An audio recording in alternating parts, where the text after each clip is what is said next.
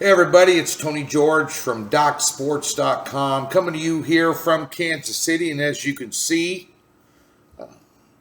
I moved a week ago and the movers have yet to deliver our furniture. So I'm coming to you from basically an empty house full of good barbecue, but not full of furniture.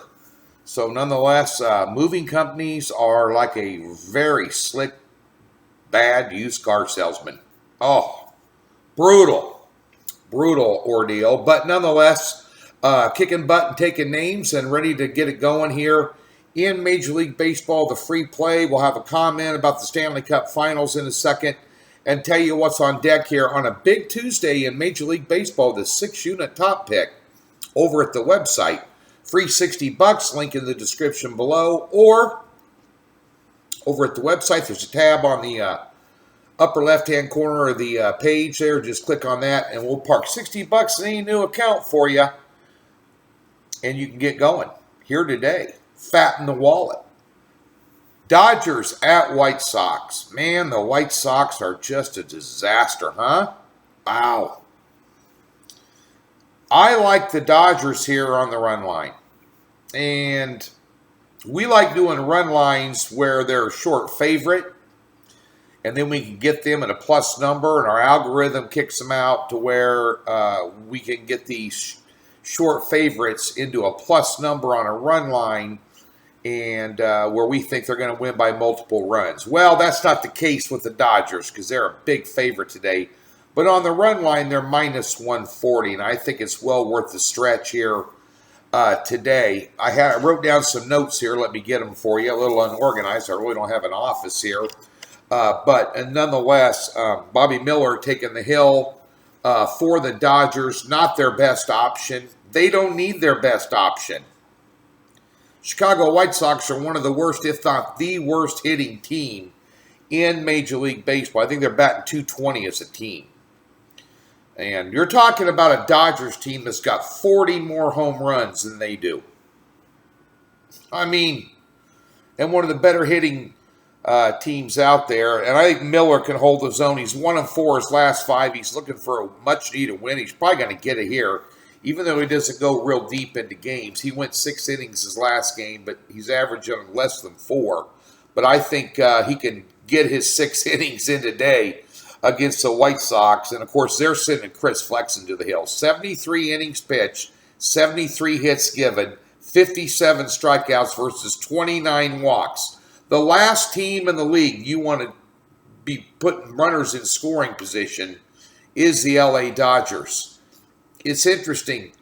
The last 10 games, we take a 10-game or a 5-game sample size, both on teams and pitchers and bullpens, because there's game every day. Trends become a little bit cyclical. Teams get into cycles. They get into ruts. They get into highs. They get into lows. Chicago's been in a low most season. They just consistently suck. And if you take a look at their last 10 games, they lost 7 of them. In 6 of those 7 games, they lost by multiple runs, more than 2 runs, to cover the run line, including a 3-0 loss to LA last night. I think you're going to see something similar. Maybe LA, they could put up 5 or 6 in this one, depending on how quick they get into the bullpen. But I think Flexen will get lit up. I'll play the run line on the Dodgers tonight, minus 135 to 140, right in that range. Worth the stretch. Obviously, we're not betting Grandma's Farm on it. It's a free pick, but solid half-unit play, I think. I think Dodgers get over on them big time. Again, just one of the best versus one of the worst.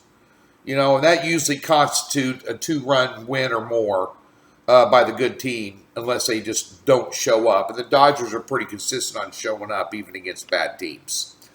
Over at the website today, we have a 6-unit top play on a 3-pack in Major League Baseball. It really needs no hype, no introduction. Plus 620 yesterday. We've had kind of a hit and miss 3 days, and then we got over on the hump yesterday, so to speak. But we're 7-1 our last 8 with Major League Baseball top plays, and we've hit 12 out of 15 of these for the season. That's the hype. We also have a 2-pack Major League Baseball player props And we have a 4-unit WNBA slump buster, and we have been in a slump basically since the season started, which is very unusual for us. Tim Fines, my WNBA handicapper, one of the best in the business, just started out the hole this year, and we took a 3-day pass. We're ready to go. This would have been a top play if we weren't in a slump. He alerted me to the fact that last year this would have been an easy 7-unit play. We're not going to put out a top play in a losing streak. We're going to go with a 4-unit best bet. We're going to nail this one tonight and get things turned around. Congratulations to the Florida Panthers, who we had last night for a 6-unit top pick. Unbelievable game. I was a little surprised that McDavid won the Smythe Award. I had a ticket on Bobrovsky to win that. I feel like I got robbed. McDavid didn't show up in the last 2 games. And if you're, quote-unquote, the best player in the NHL in the 2 biggest games of the year that matter,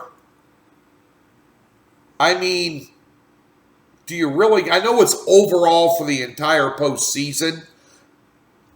I mean, he didn't have that stellar. I mean, he broke Gretzky's record in assists and things like that. But Bobrovsky, other than 3 bad games here, boy, he had a hell of a game last night and just was stellar the entire postseason for the Panthers. Congratulations to the Panthers. We ended with a winning season again, and we hit the last 3 games were 7, 6, and 6 top picks. We cashed them all, finished very strong in the NHL. We appreciate your business this year.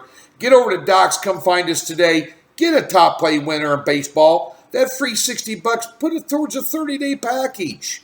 Get hooked up, consistent up, $10 grand for the year so far for a $100 player. Snooze, you lose.